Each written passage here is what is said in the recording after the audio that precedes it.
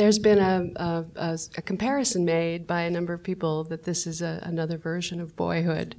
What's your reaction to that? How does that make you feel?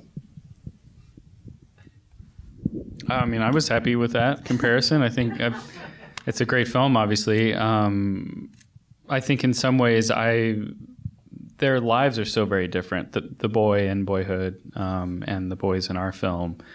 And I guess maybe it was almost a class difference, that he felt like a more middle-class boy, and, you know, obviously our kids are not. But I thought it was just, I mean, really interesting. I'd love to hear that, honestly. I was looking recently at what is it called? Is it Maslow's, the triangle, sort of the hierarchy of need? Do you know about that? And so at the very bottom, you know, there's sort of basic survival stuff, which is like food and shelter, and then you can kind of, from there, you can go up and family and security and self-confidence. And I was really struck, for whatever reason, I randomly was looking at this pyramid, and it kind of relates to your question in just that I think for the boys and families in our film, there were a lot of basic needs that often were not met, and it's hard to focus on some of the other stuff when that isn't there.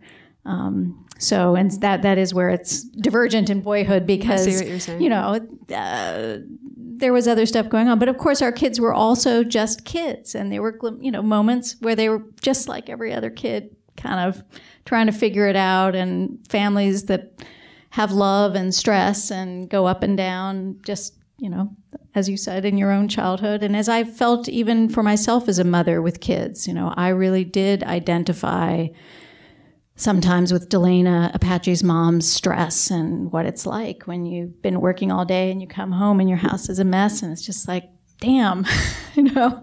So anyway. I'll just add one thing. At True False, actually, they screened Boyhood, which is a documentary festival, and our boys were all there, and it was a really surreal sort of cocktail hour, hors d'oeuvres and things, and I was watching the boy from Boyhood and Andrew, the boy in our film, talking.